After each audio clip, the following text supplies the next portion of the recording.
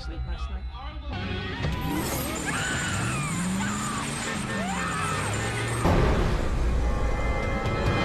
Hello guys, hello everyone. आज मैं आपको जो मूवी एक्सप्लेन करने जा रहा हूँ, ये मूवी इंटरनेट के ऐसे पहलू को दिखाता है जो कि चैनल लट का रहता है। चैनल लट क्या होता है, ये मैं आपको मूवी के बीच में एक्सप्लेन करूँगा। तो चलिए बिना देरी के मूवी स्टार्ट करते हैं। मूवी स्टार्टिंग में हमें एक न्यूज़ दिखाई जाती है, जिस न्यूज़ में बताया गया होता है कि एक पुलिस इन्वेस्टिगेटर, एक ऑफिसर जो कि एक केस की इन्वेस्टिगेशन कर रहा होता है, वो गायब हो गया होता है। वहीं दूसरे सीन में हमें किलर एक लड़की को बांधता हुआ दिखाया जाता है और वो लड़की के पूरे चेहरे को कवर कर देता है और साथ उसे चेन से बांध देता है और चेन का सिरा दो कार्स के में लगा देता है। बाहर जो कपल खड़े होते हैं वो अब कार स्टार्ट करते हैं और चलने लगते हैं। हालांकि वो लेडी उस लड़की को देख लेती है, इसलिए वो अपनी कार रोक देती है, लेकिन वो आदमी उस लड़की को घसीटता हुआ नहीं दिख पाता है और वो अपनी अनजाने में अपनी कार को आगे ले जाता है, जिससे वो लड़की घसीटती हुई चल जाती है और उसकी मृत्यु हो जाती है। फिर यहाँ से हमें एक न्यूज़ दिखाया जाता है जिसमें हमें इंटरनेट से होने वाले नुकसान और इसके खतरों के बारे में बताता है कि किस तरह से लोग किसी का आईडी को हैक करके उसका गलत फ़ायदा उठाते हैं। फिर हमें एक जेसी नाम की लड़की दिखाई जाती है जिसकी एक फ्रेंड रिचल भी होती है। इन दोनों को हमेशा डेटिंग साइट पे फेक आईडी से मैसेज आते रहते हैं। फिर यहाँ से हमें उसके कॉलेज का सीन दिखाया जाता है जहाँ पर उसके दो फ्रेंड होते हैं जिनका नाम माइकल और जॉनी होता है और यहाँ पर रिचल का एक भाई पड़ता है जिसका नाम नील होता है और अक्सर इन दोनों के बीच में किसी न किसी बात के लिए झगड़े होते रहते थे। वहीं दूसरी तरफ यहाँ पर एक डैंडे नाम का एक लड़का ही पड़ता है जो कि जेसी को बहुत पसंद करता है। उसे बताता है कि मैं अपनी एक कार बना रहा हूँ और जब वो कार बन जाएगी तब उसमें सबसे पहले उसे ही बैठाएगा। फिर प्रोफेसर अगले सीन में उन्हें इंटरनेट के बारे में बता रहा था कि इंटरनेट के नुकसान क्या होते हैं और इससे कैसे बचा जा सकता है, लेकिन किसी का उस पर ध्यान नहीं होता।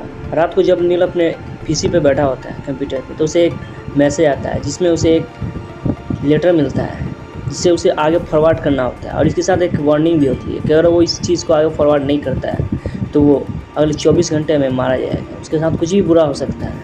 नील इससे बहुत घबरा जाता है। फिर वो उस मैसेज को आगे फॉरवर्ड करने वाला होता है कि लेकिन उसी टाइम पर रिचल आ जाती है जो कि जिसे ईमेल टाइप करना होता है। अब रिचल ईमेल टाइप करने के दौरान मैसेज को देख लेती है और वो 5 लोगों को फॉरवर्ड करने ही वाले होते हैं, लेकिन वहीं पर नील उसे रोकने की कोशिश करता है जिससे गलती से उसी के हाथों से वो 5 लोगों को मैसेज चला जाता है। ये मैसेज सबसे पहले जॉनी को मिलता है जो कि इसे मजाक समझकर डिलीट कर देता है। ये मैसेज फिर जेसी और माइकल को भी मिलता है और डांडे का कोई फ़ोन नहीं होता इसलिए उसे वो मैसेज नहीं मिलता, लेकिन फिर भी जेसी उसे उसके ईमेल पर सेंड कर देती है। अब जिम में इधर जॉनी को पता चलता है कि वही लेटर केविन को भी मिला होता है और केविन उस लेटर को मजाक बनाता है।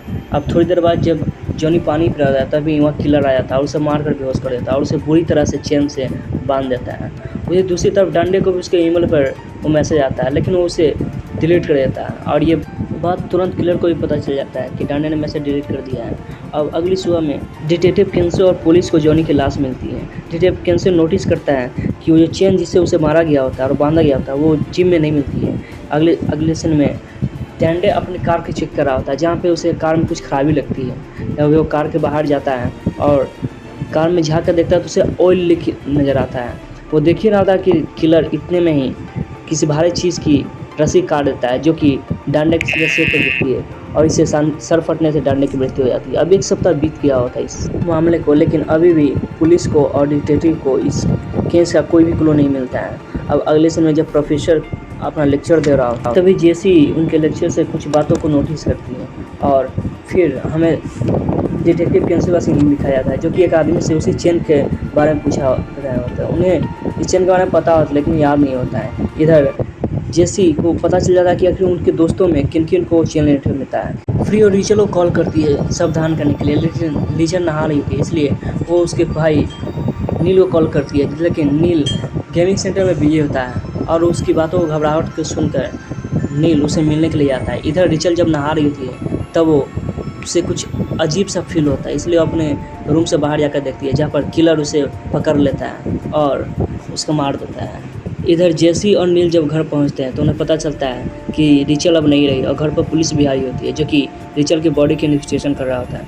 वहाँ पर डिटेक्टिव केंसो भी आया होता है जो कि उनसे पूछता है तो जेसी उन्हें बताती है किस तरीके से वो मैसेज की जो फॉरवर्ड न करने पर लोग मारे जाते हैं, इसलिए डिटेक्टिव केंसो उस मैसेज को अपने फ़ोन पर फॉरवर्ड कर लेते हैं। अब इस केस में एक और ऑफिसर जुड़ चुके होते हैं जिनका नाम वाइगन होता है। वाइगन केसु को बताते हैं कि ये चेन ये स्पेशल टाइप का चेन है, इन पर एक स्पेशल टाइप का बारकोड बना होता है। इधर जेसी को भी पता चल जाता है कि किलर ने उनके पीसी में और फ़ोन में एक अलग तरह का वायरस डाल दिया है, जो कि उनके लोकेशन का पता किलर को इजीली पता चल जाता है। इधर जेसी अपने फ्रेंड बाकी के फ्रेंड नील और माइकल से मिलती है।